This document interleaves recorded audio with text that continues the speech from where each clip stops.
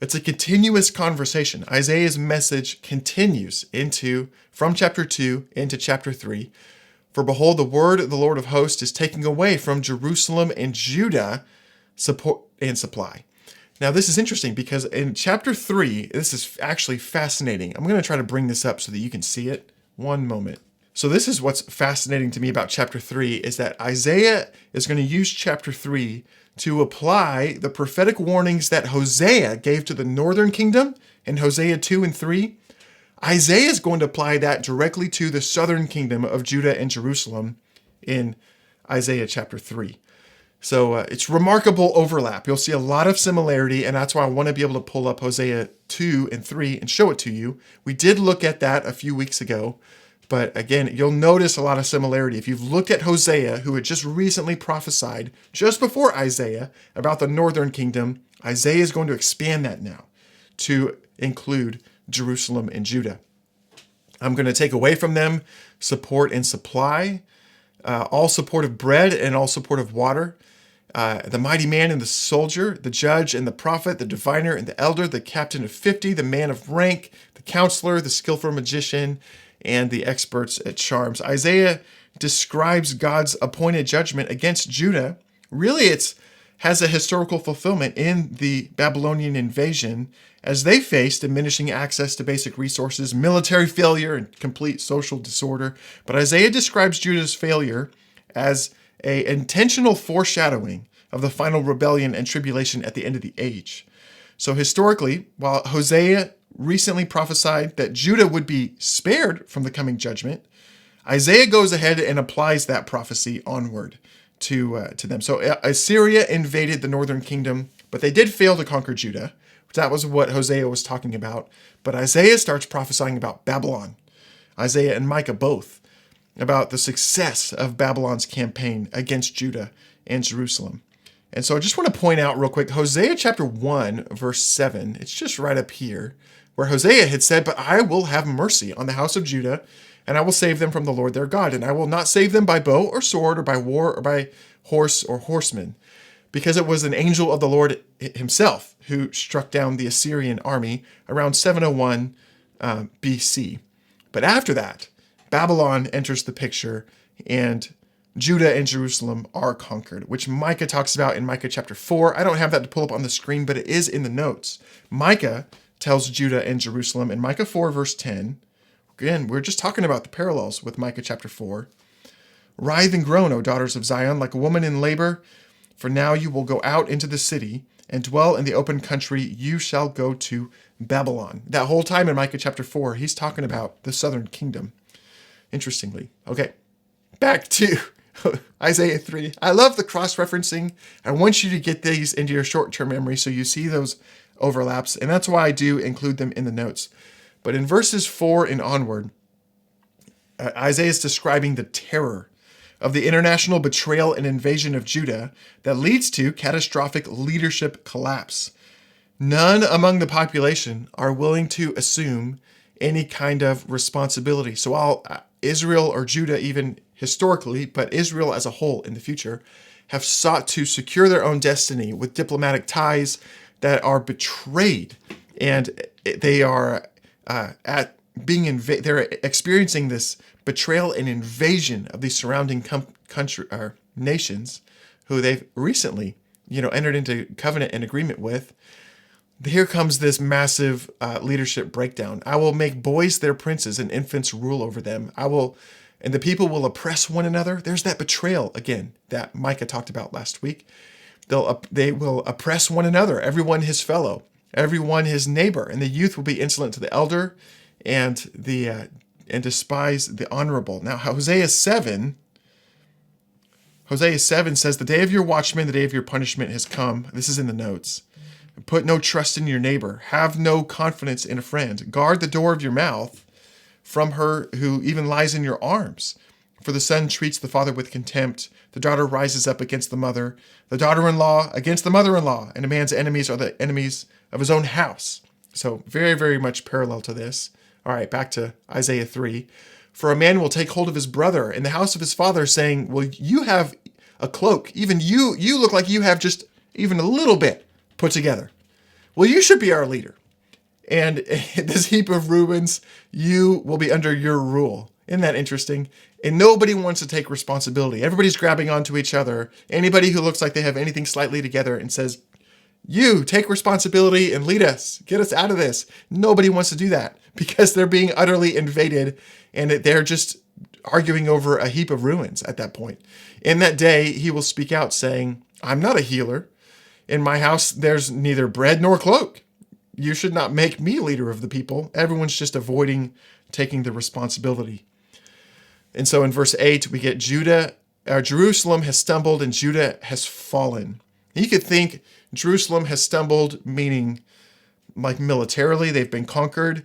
And there may be some allusion to that, but more specifically, what Isaiah is really getting at is Judah and Jerusalem's participation in the rebellion for which the northern kingdom was just judged.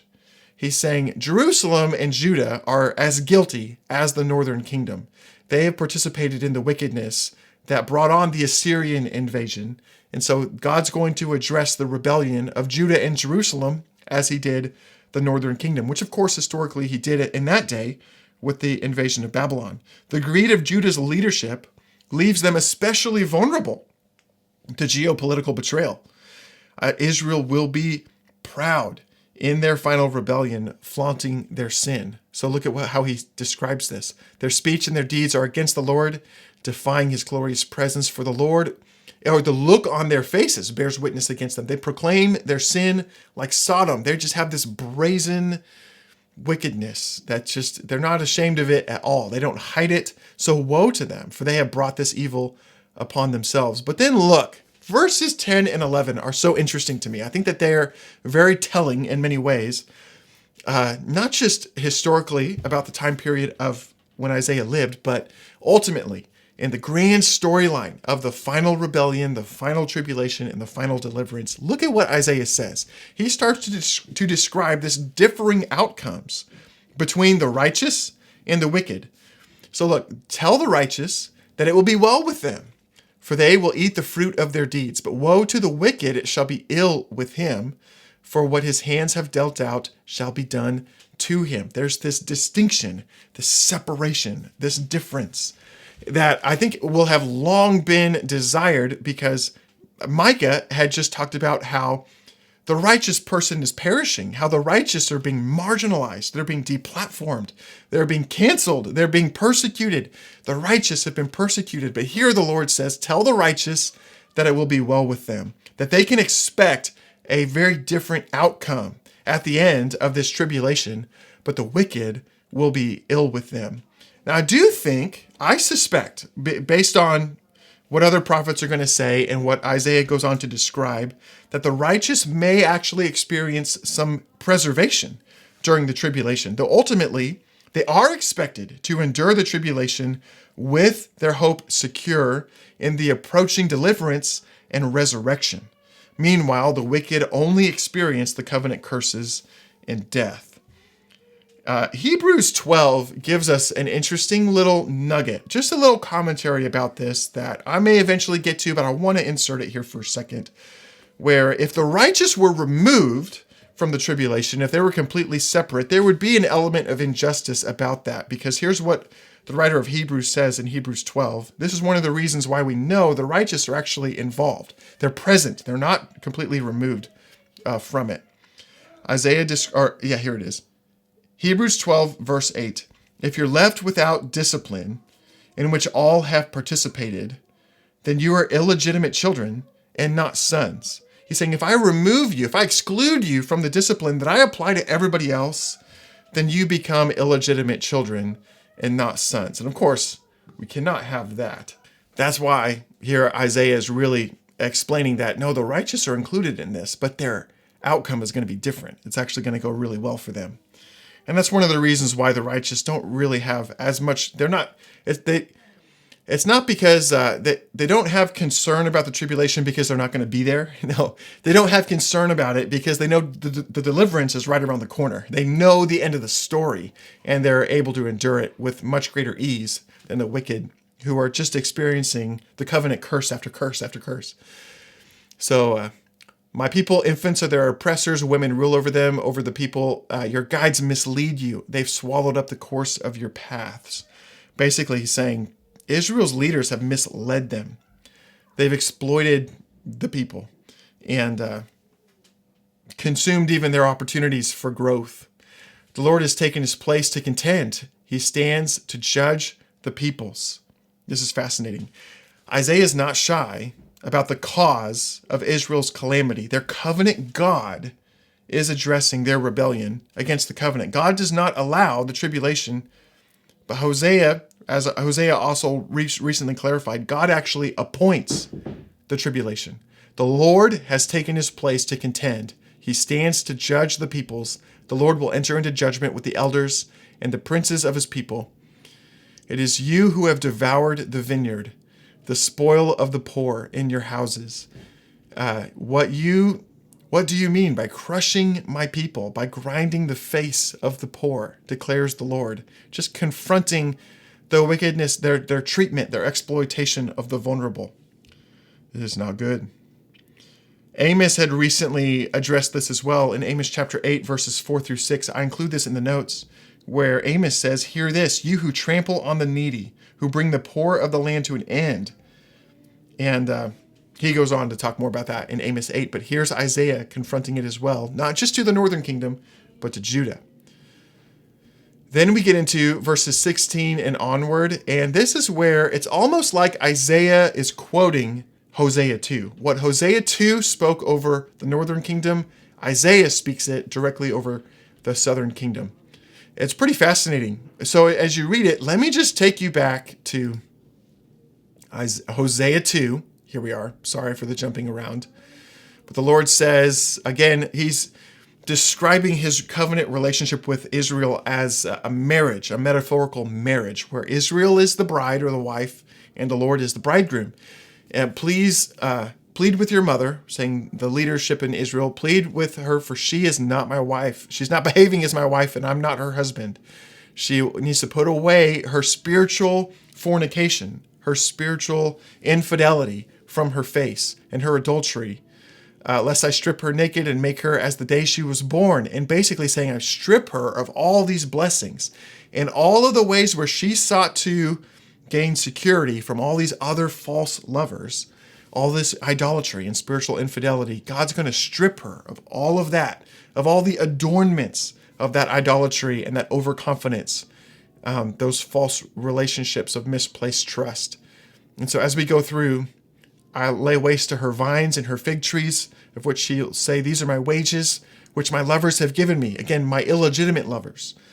I make them a forest, and it says I'll punish her for her feast of days of the boughs and her burnt offerings to them. And she adorned herself with a ring of jewelry and went after other lovers and forgot me, declares the Lord. That's Hosea 2. Now here's Isaiah going through so similarly.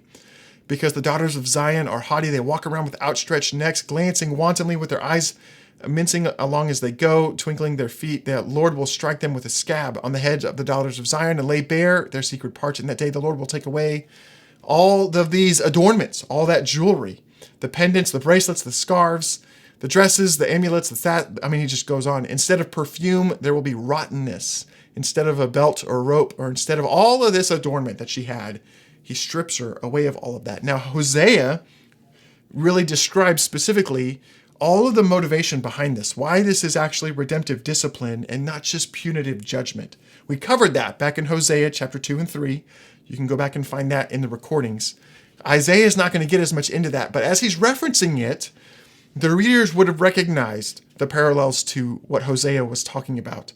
The very same kind of things, but in this case being applied to Judah, and in the grand case still being applied to the end of the age and the final period of rebellion and tribulation. And then at the end of chapter 3, we get into this complete military collapse, a horrible, horrible military collapse. Israel suffers severe military losses when the wicked confederation betray and invade Israel. When that rebellious period of all of these treaties and peace deals and commerce deals, all of this overconfidence, gets pulled out from under Israel. The nations betray Israel, and they begin to invade and seek to exterminate Israel in the tribulation. Now, Micah does clarify that even though all these nations get gathered, there's a surprise waiting for them, and that's Israel's deliverance and the Messiah. But here's how Isaiah describes that moment. Your young men will fall by the sword, your mighty men in battle. All your gates are going to lament and mourn and be empty. All these places where there was meant to be strength and commerce and activity and celebration are just desolate and empty. There's mourning in the land. Empty will you sit on the ground. And 7 women will take hold of a man in that day, saying, we will eat our own bread and wear our own clothes. Only let us be called by your name. Take away our reproach. There's this scarcity of men in that day because of the devastation of that invasion. I don't necessarily think that is, in this case, what Isaiah is talking about is their military defeat of Israel.